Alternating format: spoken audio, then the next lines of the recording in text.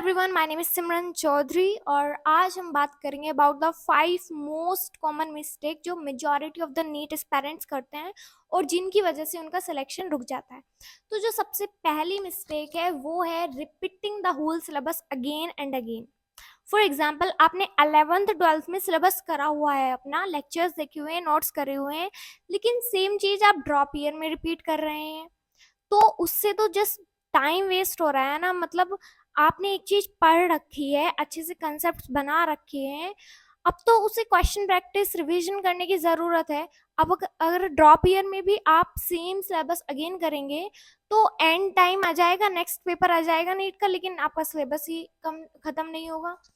तो ये गलती नहीं करनी है जो कि ऑलमोस्ट सभी ड्रॉपर्स करते हैं। मतलब हर साल सोचते हैं कि अब हम पूरी मेहनत से प्रॉपर लेक्चर लेके नोट्स बनाएंगे, सब कुछ करेंगे, और फिर एंड तक वही करते रहते हैं और जो बाकी चीजों के लिए उनके लिए टाइम नहीं बचता है। तो आपको एक बार ही, चाहे वो +1 +2 में ही कर लो या फिर अपने अपने कोई से भी ड्रॉप ईयर में कर लो, उसमें ही अच्छे से एक बार लेक्चर देखने हैं, सब्जेक्ट्स के नोट्स बनाने हैं, बस दैट्स इट। उसके बाद again and again over the year same चीज रिपीट नहीं करनी है। Is in common mistake is doing the question practice from multiple resources.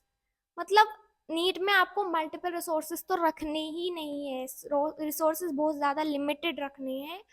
और क्या करते हैं हम, क्वेश्चन प्रैक्टिस जब करने लग जाते हैं, मान लो हमारा कोई चैप्टर कंप्लीट हुआ, हम उसे अब मॉड्यूल से करेंगे, उसके बाद डीपीपीज करेंगे, उसके बाद जो एक्स्ट्रा कोचिंग के मटेरियल देते हैं कोचिंग वाले उन्हें करेंगे। XYZ मतलब फालतू के क्वेश्चन प्रैक्टिस कर लेंगे, इतने सारे क्वेश्चंस कर लेंगे, सब कुछ होच हो जाएगा और ओवर द 10-20 डेज हमें कुछ याद नहीं रहेगा, कॉन्सेप्ट भी याद नहीं रहेगा। तो ये मिस्टेक नहीं करनी है। मल्टीपल रिसोर्सेज से ना पढ़ना है ना क्वेश्चन प्रैक्टिस करनी है। जो 3 रिसोर्सेज वो क्वेश्चन प्रैक्टिस के लिए यूज करने हैं वो है सिंपल। पहला, प्रायोरिटी वाइज बता रही हूँ, फर्स्ट प्रायोरिटी पे PYQs, previous year questions 36 years के, राइट, फिजिक्स और केमिस्ट्री में बेसिकली। और सेकेंड जो क्वेश्चन प्रैक्टिस करनी है वो है आपकी एनसीईआरटी के क्वेश्चंस, एनसीईआरटी की इन टेक्स्ट एग्जाम्पल्स और कुछ कुछ बैक एक्सरसाइज। बैक एक्सरसाइज वैसे इतनी इंपॉर्टेंट नहीं है, बट बैक एक्सरसाइज में जो MCQ टाइप है वो कर लेना। उसके बाद जो थर्ड रिसोर्स क्वेश्चन प्रैक्टिस के लिए यूज करना है वो है एनसीईआरटी एग्जाम्पलर। उसके भी सिर्फ MCQ टाइप और असर्शन रीजन वगैरह जो होते हैं वो।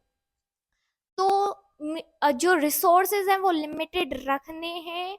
मल्टीपल रिसोर्सेज रखोगे तो सब घूम जाएगा दिमाग और एंड टाइम पे कुछ याद नहीं रहेगा। The third common mistake is lack of revision. हम क्या सोचते हैं, हमने मान लो मॉल कॉन्सेप्ट शुरू करा, अब जब तक हमारा अमीन्स खत्म नहीं हो जाएगा ना तब तक हम रिविजन स्टार्ट नहीं करेंगे। तो ऐसे नहीं होता है, थोड़ा थोड़ा पढ़ते रहो, उसके बाद पीछे का रिवाइज करते रहो। रिवीजन बहुत ज़रूरी है। और बायो में छोटी छोटी चीज़ें होती हैं याद रखने की, कुछ कुछ रट्टाफिकेशन, मेमोराइज, तो वो NCERT टेक्स्ट रीड करते रहो। रिवीजन के लिए आप एक तो जिनकी NCERT पढ़नी है, जैसे ऑर्गेनिक, इनऑर्गेनिक और बायो में, आप NCERT हाईलाइट कर लो और इम्पॉर्टेंट चीज़ें उन्हें फ्रीक्वेंटली रिवाइज करते रहो, और पूरा जो चैप्टर है वो थोड़ा गैप दे दे के रिवाइज करते रहो। और साथ ही साथ क्वेश्चन प्रैक्टिस को, मतलब क्वेश्चन प्रैक्टिस भी रिपीट करनी है जिससे आपके क्वेश्चंस रिवाइज हो जाएं। एक बार क्वेश्चंस कर लिए उसके बाद ये नहीं कि हाँ ये तो हमारे हो गए, उसके बाद ओवर अ टाइम उन्हें फिर से रिपीट करना है सेम रिसोर्सेज से। PYQ, NCERT and NCERT exemplar, same चीज को रिपीट करना है, राइट। 3 कॉमन मिस्टेक्स हो गई। The third common mistake is skipping the test. Test छोड़ना, भाई टेस्ट नहीं छोड़ने चाहिए, क्योंकि एट द एंड आपको देना तो एक टेस्ट ही है ना नीट में। तो टेस्ट देते हैं जब हम, तो बहुत सारी मिस्टेक्स का पता चलता है। मतलब जो हमें आता नहीं वो तो हमें पता चलता ही है, राइट। उसके साथ साथ जो हमें आता है हम उनमें भी बहुत सी मिस्टेक्स करते हैं। सिली मिस्टेक जो है मेजॉरिटी बच्चों की होती ही होती है और बहुत बड़ी प्रॉब्लम है। मेरी भी एग्जाम में हुई थी, ऑल तो मैंने बहुत सारे टेस्ट दिए थे, बट भी silly mistakes improve max to max level हो जाए ना तो आपका अच्छी रैंक कोई नहीं रोक सकता, अगर आपकी सिली मिस्टेक्स ना हो तो। क्योंकि सिली मिस्टेक्स भाई बहुत होती है, मतलब कि आपकी OMR गलत हो सकती है, क्वेश्चन रीड करने में गलती हो जाती है, टिक करने में गलती हो जाती है, और बहुत सारी चीजें हैं, कभी यूनिट्स भूल जाते हैं हम। तो टेस्ट देना जरूरी है और टेस्ट का एनालिसिस, एक मिस्टेक नोट बनाओ और देखो आप किस टाइप की मिस्टेक्स रिपीट कर रहे हो। एक बार मिस्टेक हो गई, मतलब सिली मिस्टेक, तो वो फिर रिपीट नहीं करनी है। और वो देखो, जो क्वेश्चंस आपसे नहीं हुए, क्या वो मतलब कि आउट ऑफ द सिलेबस थे? मतलब कुछ क्वेश्चंस होते हैं देखो जो ओवर बहुत ही एक्स्ट्रा दे देते हैं कुछ मॉड्यूल वगैरह से कोचिंग में, तो उनके पीछे ज्यादा नहीं पढ़ना है। बट जो आते हुए क्वेश्चन इजी क्वेश्चंस थे और एनसीईआरटी से ही थे, उनके बारे में ज्यादा फोकस करना है कि ये क्यों गलत हुए, देखना है, एनालाइज करना है अच्छे से मिस्टेक नोटबुक में, और उसे रिवाइज करते रहना है और मिस्टेक्स को रिपीट नहीं करना है। And the fifth most common, जो कि इन सबका समअप ही है, वो है एनसीईआरटी और पीवाईक्यूज को इग्नोर करना। हम सबको पता है, देखो नीट में आना तो प्रीवियस ईयर क्वेश्चंस और एनसीईआरटी से ही है, लेकिन हम क्या सोचते हैं, ये तो हो ही जाएंगे, छोटा सा रिसोर्स है, इसे तो हम फिर कभी कर ही लेंगे, पहले हम और पढ़ लेते हैं, एक्स्ट्रा नॉलेज ले लेते हैं।